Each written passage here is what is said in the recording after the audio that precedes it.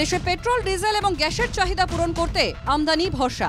Petroleum আমদানি ব্যয় হয় বিপুল পরিমাণ বৈদেশিক মুদ্রা, তাই দেশ জুড়ে জোর কদমে চলছে পেট্রোলিয়ামের সন্ধান।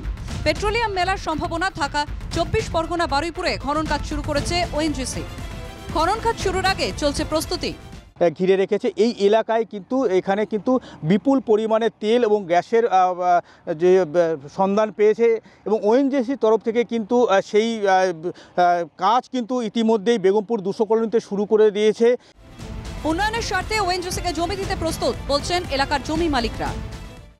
ওনারা বলেছিল যে 3 বছরের একটা লিজ, 3 বছর পরে জমি ফেরত দেবে, আর যদি তেল ভালো ওঠে আরও দিন বাড়াবে, তার পরিবর্তে টাকাও দেবে।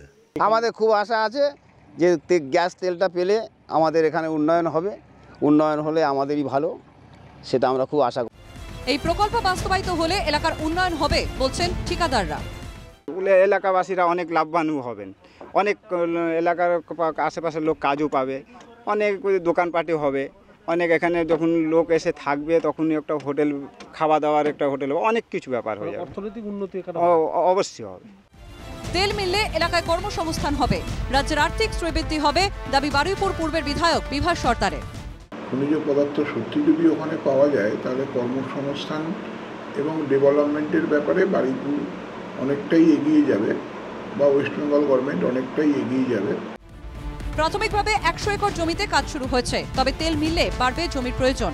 সেক্ষেত্রে জমি সমস্যা হবে না ওএনজিসিকে আশ্বাস এলাকার বাসিন্দাদের। দক্ষিণ 24 পরগনার বারুইপুর থেকে উজ্জ্বল সরকারের রিপোর্ট, এনকেটিভি বাংলা।